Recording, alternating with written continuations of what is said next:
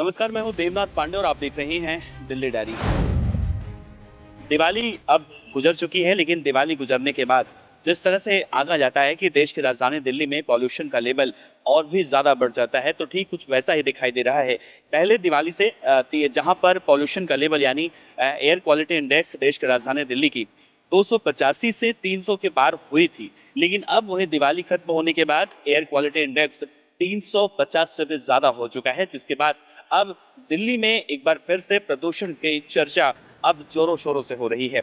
हालांकि दिल्ली सरकार इससे निपटने के लिए बेशक सभी तैयारियां कर रही है, लेकिन सारी की सारी तैयारियां उस वक्त धरी की धरी दिखाई देती हैं जब एयर क्वालिटी इंडेक्स नॉर्मल की तुलना में कहीं ज्यादा दिखाई देता है। यानी 350 अगर देखा जाए तो अच्छा खासा वायु गुणवत्ता खराब होने का सिग्नेचर दर्शाता है।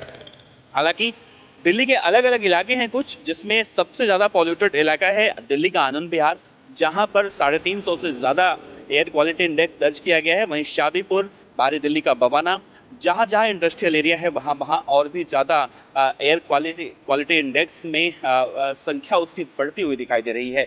हालांकि एहतियातन दिल्ली के अलग अलग इलाकों में इसे रोकने के लिए, कम करने के लिए, वायु की गुणवत्ता सही करने के लिए जगह जगह ड्रोन से पानी के छिड़काव किए जा रहे हैं, ताकि हवा को या फिर पॉल्यूशन को, उस लेवल को कंट्रोल किया जा सके।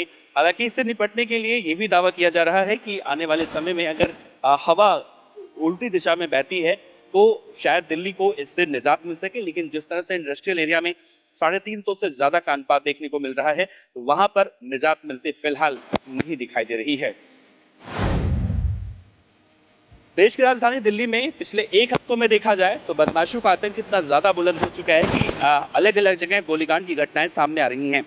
पहले दिल्ली के नागलोई और अलीपुर में फायरिंग हुई, उसके बाद दिल्ली के रानीबाग इलाके में फायरिंग हुई, और अब दिल्ली के पूर्वी दिल्ली के यमुना पार्क से कहा जाता है, उसमें वेलकम एक इलाका है, वेलकम इलाके में कल रात फायरिंग हुई, जिसमें एक व्यापारी की गोली मारकर हत्या कर दी गई। जिस व्यापारी को मारा गया है उसका नाम नदीम बताया जा रहा है, और कहा जा रहा है कि उसकी कपड़े की फैक्ट्री थी। वो स्कूटी से अपने घर जा रहा था, तभी दो बाइक पर सवार होकर बदमाश आते हैं। सबसे पहले उसे गोली मारते हैं, एक को गोली लगी है, घायल है, दूसरा मारा जा चुका है।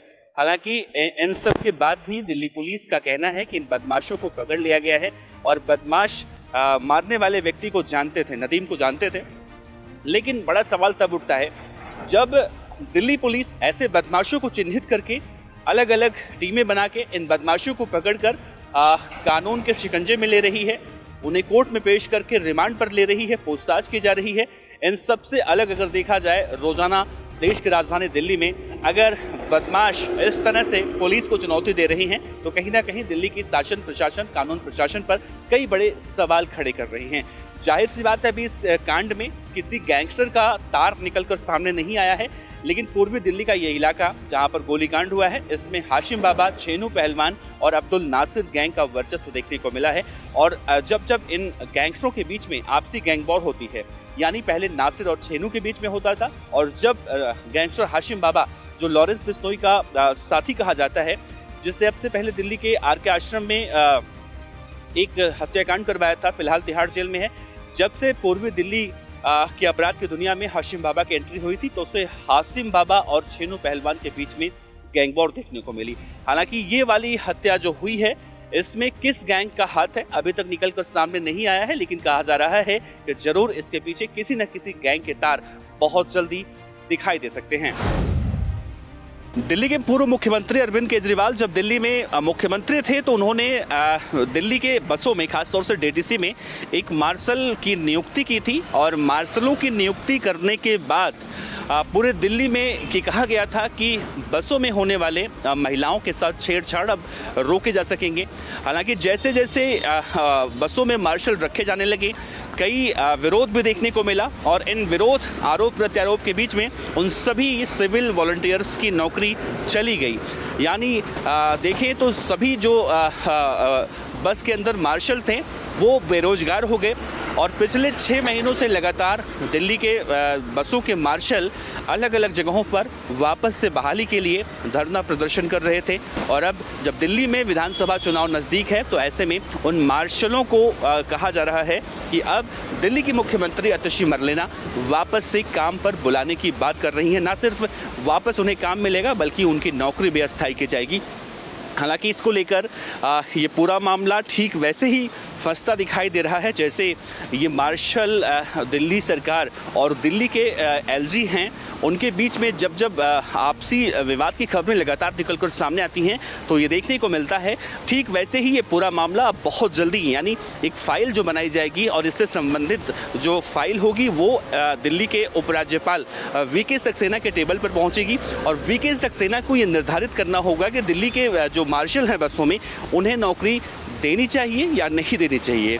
ऐसे में कहीं ना कहीं एक बड़ा सवाल उठता है कि अगर दिल्ली सरकार बसों के मार्शलों को नौकरी देती है तो अगर वीके सक्सेना किसी भी तरह से कोई भी अगर अड़चन डालते हैं तो सीधा सीधा दिल्ली सरकार या आम आदमी पार्टी आने वाले विधानसभा चुनाव में इसे अपने फ़ायदे के रूप में इस्तेमाल कर सकती है।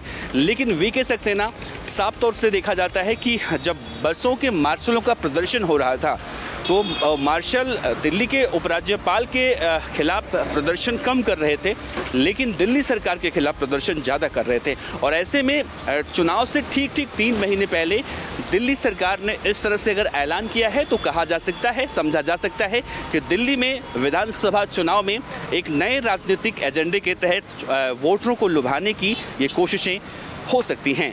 बहरहाल इसका असर कितना होगा, कितने सिविल वॉलंटियर्स को नौकरी मिलती है, कितने लोगों को निकाला जाता है या फिर क्या कुछ होता है, ये अब दिल्ली के उपराज्यपाल वीके सक्सेना के हाथों में आ चुका है। ऐसे में देखना होगा आम आदमी पार्टी अब आगे इस पूरे मामले में या दिल्ली सरकार, दिल्ली की मुख्यमंत्री आतिशी मरलेना इस पूरे मामले में अपना वक्तव्य आगे किस तरह से रखती हैं।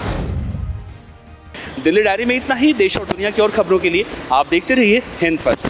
कैमरामैन गौरव के साथ देवनाथ पांडे, दिल्ली। इस तरह की और वीडियो देखने के लिए हमारे YouTube चैनल को सब्सक्राइब करें और बेल आइकन को दबाना ना भूलें। यदि आप हमारा वीडियो Facebook पर देख रहे हैं तो पेज को लाइक और फॉलो जरूर करें। हमारे अन्य सोशल मीडिया पेजेस से भी जुड़ें।